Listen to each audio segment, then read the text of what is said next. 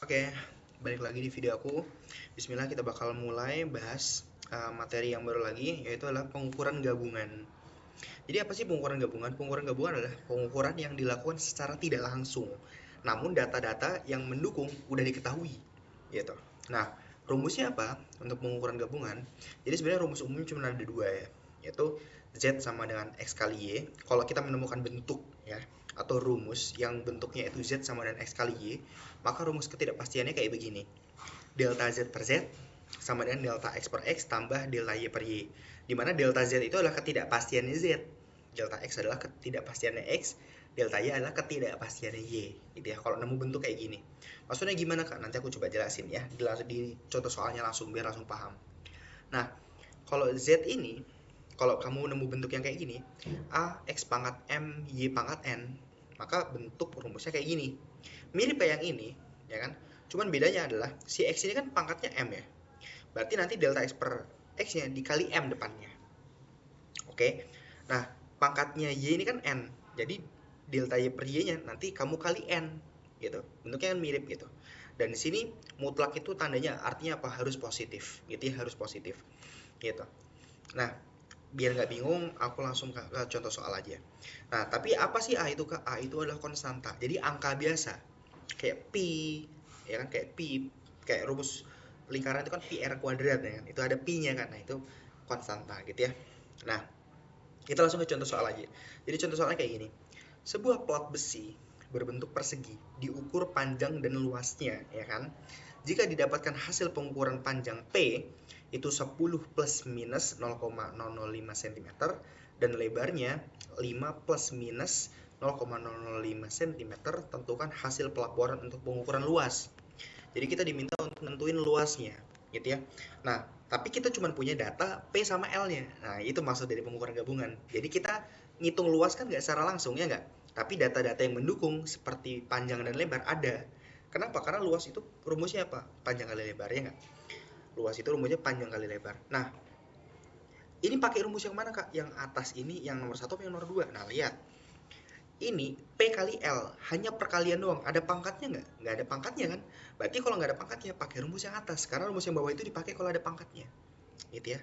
Nah, berarti A ini nanti berlaku sebagai siapa? A itu jadi kayak seolah-olah kayak si Z ini. Dan P itu nanti seolah-olah seperti si X ini. Dan L itu nanti seolah-olah seperti Y. Gitu ya. Nah, jadi ketika kita pakai rumus ketidakpastian yang ini, delta Z per Z sama dengan delta X per X tambah delta Y per Y, nanti si Z-nya itu siapa? Z-nya itu si A. X-nya itu siapa? X-nya itu si P.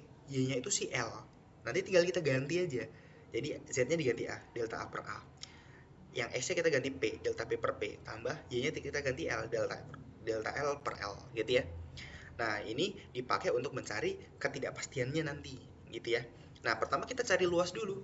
Luas tadi apa rumusnya? Panjang kali lebar. Nah, panjangnya berapa? Nah, ingat 10 ini apa sih? 10 ini adalah hasil pengukurannya.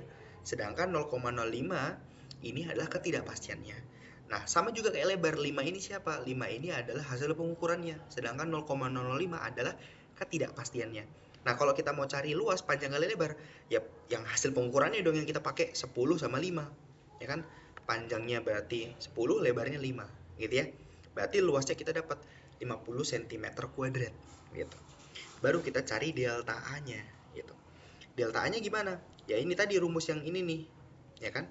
Yang udah kita dapetin tadi, delta A per A sama dengan delta P per P tambah delta R per L. Nah, A-nya kan udah punya nih luasnya, 50 ya nggak? Tinggal dimasukin aja. Nah, delta P berarti kan ketidakpastian panjang. Yang mana sih? Yang ini nih, 0,05. Ya kan? Delta L mana? Yaitu yang ini, 0,05 juga.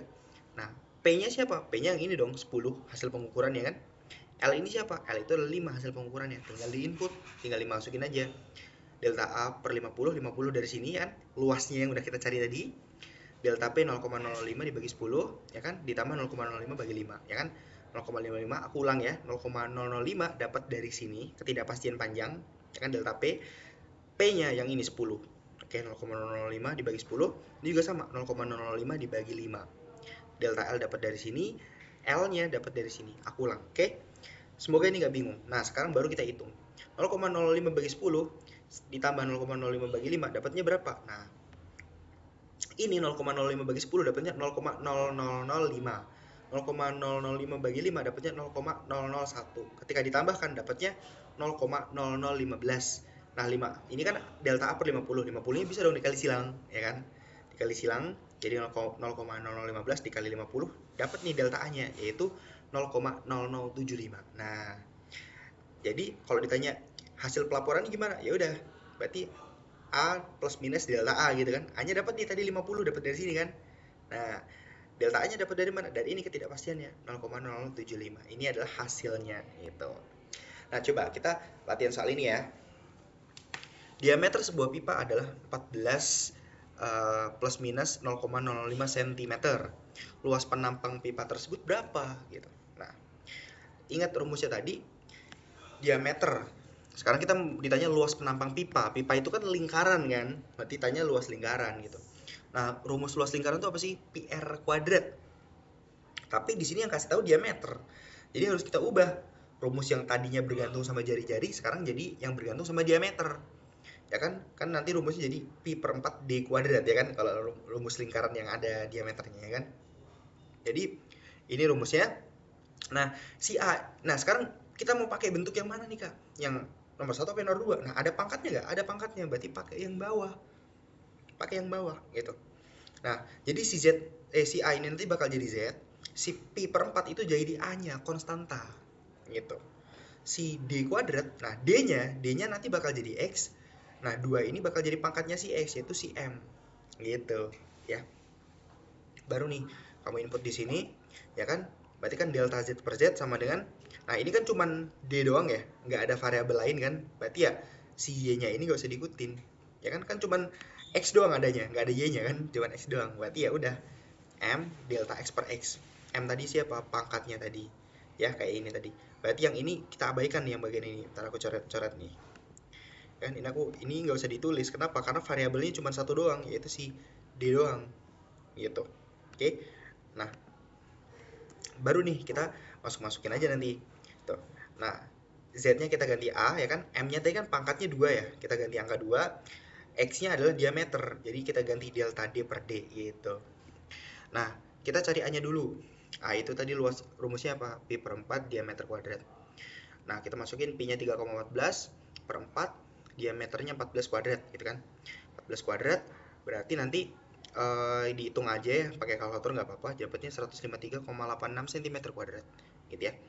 Nah, sekarang kita cari nih ketidakpastiannya gitu ya. Kita cari ketidakpastiannya. Pakai rumusnya mana? Yang ini yang baru kita dapetin tadi gitu.